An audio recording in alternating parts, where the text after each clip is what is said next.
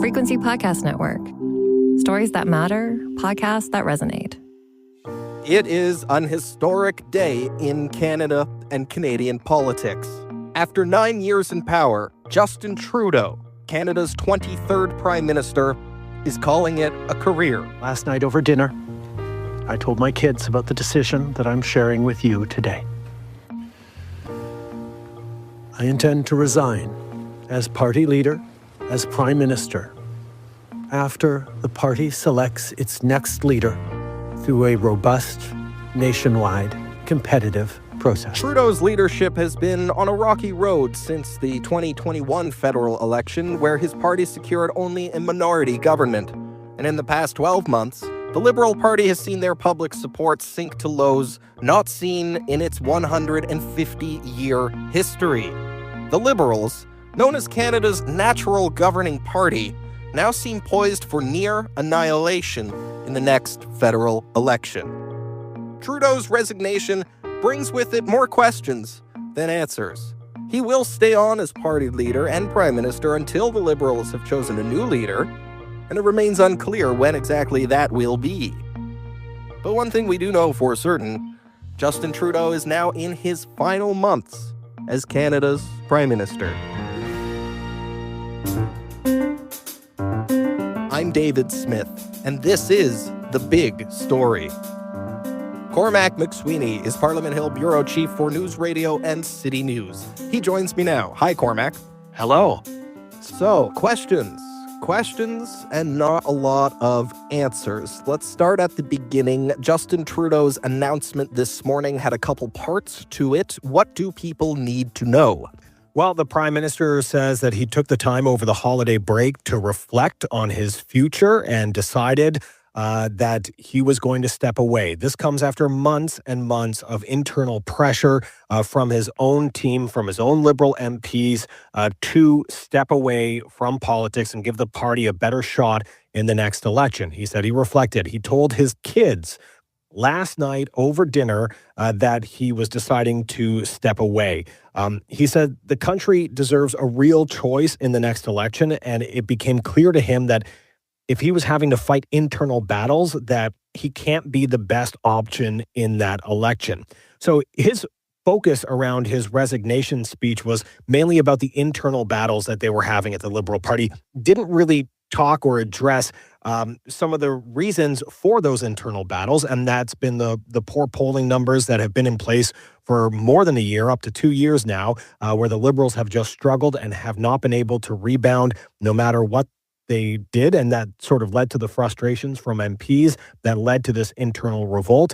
But nonetheless, that's part of the reason why the Prime Minister said that he was going to be stepping away. Another angle to all of this is that he's proroguing Parliament. He's going to put things on pause in terms of the parliamentary session. We were supposed to see MPs arrive back at the House of Commons late this month. The Conservatives were already angling for a non-confidence vote to happen as soon as January 30th. That's now going to be put off because Parliament is prorogued until March 24th.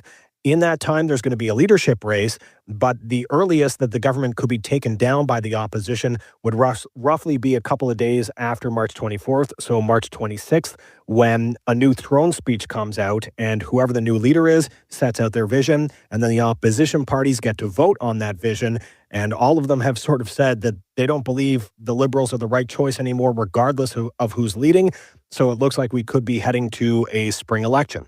Right, and what does that mean for the exact timing of that federal election? There is a fixed date in October. It now looks unlikely, if not impossible, the government will actually survive until then. So if they lose that confidence vote in late March, when would that put the election date approximately? Yeah, so let's just clarify as well for listeners that the fixed election date law isn't really binding. It's there to try and give some planning and some stability in when people can expect elections, but it's still at the choice of the Prime Minister going to the Governor General or being toppled by opposition parties in a minority parliament situation, which is what we're in now. And so because of that, the government could fall at any time. There are a couple of scenarios that could happen. I mean, whoever the new leader is could say, I don't even want to go back to the House with a throne speech. I want to go to the GG right away and ask for an election. So, I mean, that's a possibility, probably an unlikely possibility, but that's one of the many possibilities that could be out there. But if we do see the government fall in that first week back with a new throne speech from the government and a new leader in place, that should put an election day somewhere around maybe May 5th or May 12th. Generally, election days in Canada are held on Mondays. And so those would be the two closest days to that 36-day mark in which you would have to have a minimum for a federal election campaign. There's been a lot of speculation that whoever the new leader is will want to try and head to the polls quickly, even though that might not be their choice given what the opposition is saying. And the reason for that is that they could potentially get what's called a honeymoon, a bump in the polls with a new leader. All of the attention over the next couple of months will be on who the Liberals will choose as their next leader. That can help with a lot of name recognition, make people feel maybe a little bit better if they've been soured against the Liberals and used to support the Liberals in the past. And so they may want to head to the polls right away and capitalize on whatever honeymoon they have and not lengthen it out a few months and potentially, face controversies or other issues as a result of all of that. Either way, whoever the leader is going to be heading into the next election, you can be sure the opposition parties are going to try and paint them with a Trudeau brush to try and take the Liberals out of power. Yeah. And the timing of the election, a lot of the unknowns there rest on when the Liberal Party leadership decision will be made. And there were a couple options at the Prime Minister's disposal, at the Liberal Party's disposal, ahead of Trudeau's resignation. One of them would have been to have the caucus simply choose a new leader for the party without having a one-person, one-vote, party-wide leadership nomination race across the country. But Justin Trudeau and the Liberal Party have opted not to go with that route. They will be doing a national leadership convention. So how exactly does that play out? What do we know about how that's going to work?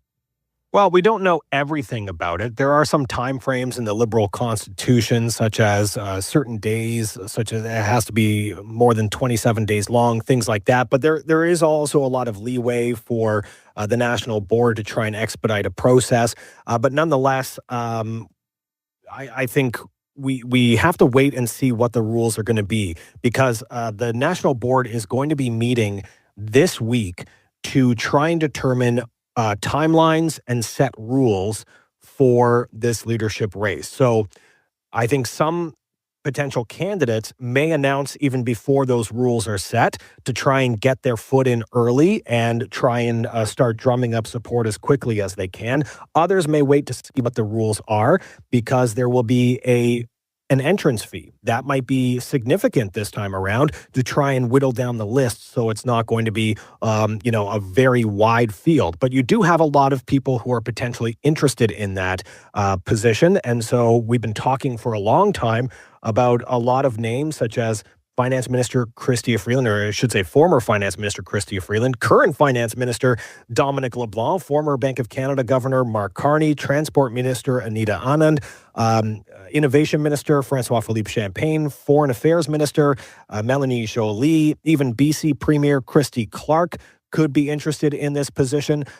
So you have a lot of people with some name recognition who are looking into this. And the rules will be very interesting to see, because if there's a very high entrance fee, it might keep some people out of the race. If there are certain goalposts that have to be hit, such as members signed up and things like that.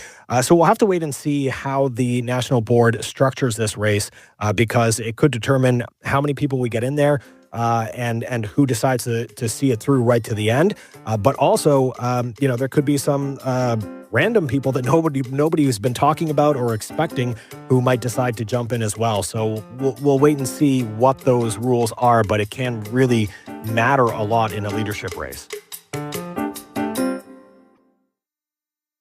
I think it's worth stating again, just to remind the listeners, Justin Trudeau is still the Prime Minister. Canada is not without a Prime Minister. He will continue to be the PM until that leadership race is over. Is that correct? Yes, that is correct. The Prime Minister is staying on until his replacement is in place, and the Prime Minister remains the Prime Minister until a new Prime Minister is sworn in by the Governor General. Even in election times, I think people don't realize this sometimes, that in an election period, we often refer to them as Liberal leader, Conservative leader, New Democrat leader, things like that. That's to make sure that we have fair coverage over all three leaders, even though whoever the incumbent is still technically the prime minister until the day that a new prime minister is sworn in. So this prime minister has not quit today. He is only going to officially quit and leave that position once his replacement is in place. And that will be, I think it's fair to say, at the latest, that's going to be when Parliament returns in near the end of March, right? I think it'll be earlier than March 24th, because March 24th is when Parliament returns. So they're going to have some time to prepare a throne speech, lay out their vision, what they want, to present it to Canadians. If they're going to fall on that throne speech, they're going to want to do a little bit of work on that throne speech to make sure that it is campaign ready, because that's the vision they're going to be bringing into a campaign. And as well, I think they need a little bit of time to possibly choose a new cabinet. They may shuffle cabinet with a new leader in place, pick some people who they feel may be that they want to have in their inner circle in the lead up to whatever happens after Parliament returns. So it'll be interesting to see how that shakes out, but they'll need a little bit of time. So at least a couple of weeks, maybe a little bit more. It could be early March when we actually have a leader in place, so that there's a little bit of time for them to try and get their affairs in order before they're potentially taken down in a confidence vote. So, status quo for the time being, but Justin Trudeau will be resigning. There will be a new leader of the Liberal Party, and there will almost certainly be a spring election for Canadians. Now, you, Cormac, have been covering Mr. Trudeau since he was first chosen as Liberal leader before his first election victory, where he became the Prime Minister in 2015. I'd love to ask you, if you had to pick a couple moments or policies that will stand out as part of Justin Trudeau's political legacy, what would they be? You know, I've heard people who have said, like, oh, nothing's been done during his time in power. And you know what? Like, I don't think that that's true. A lot of stuff has happened, but people may not like it, and people may like it. So it all depends on your perspective of whether these things are good or bad. And that's fair. That's politics. That's Canada. That's a democracy. But there are several things that we can point to that the Prime Minister will be remembered for. Some of them may be questioned about whether they last through another government, such as the Conservatives, if they're able to take power in the next general election. But if I had to narrow it down, I mean, just, you know, the first thing would be his leadership. At the time, the Liberal Party was in tatters. They had lost a couple of elections. The NDP had formed the official opposition. And there was a lot of talk in that 2015 campaign that the NDP could form government, or could just obliterate the Liberal Party as we knew it before that point. He saved the Liberal Party from oblivion, if you will. And he was able to use that campaign, flank the NDP on the left, and save the Liberal Party. And for the first time in history, was the first party to go from third place to government in one single election. Right away, he was dealt with the medical assistance in dying. The courts had ruled on it. The Harper government chose not to deal with it right away. And so it got left till after the election, and he had to deal with that whether he wanted to or not.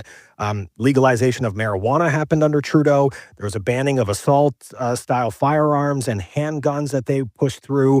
I think every Canadian will remember him as the Prime Minister during COVID, stick handling the pandemic. Of course, that leads as well to his use of the Emergencies Act amid the convoy protest. And that will be a moment, not necessarily a policy, well, also a policy, but a policy choice in a moment that I think many people will remember him for.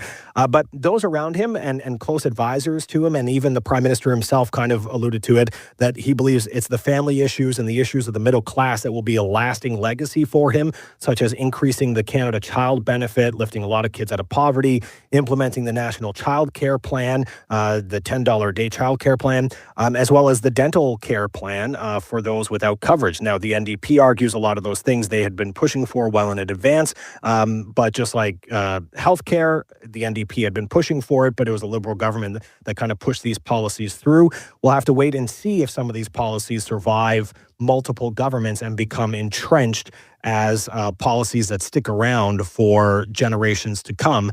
But only time will tell with those. The end of an era in Canadian politics after 9 years, really an historic day and a momentous occasion for all Canadians, and especially those of us who watch these things closely. Cormac MacSweeney, thank you so much for your time today on such a busy day. Really appreciate it. Anytime, David. Again, that is Cormac MacSweeney. He is the City News and NewsRadio Parliament Hill Bureau Chief, joining me from Parliament Hill today.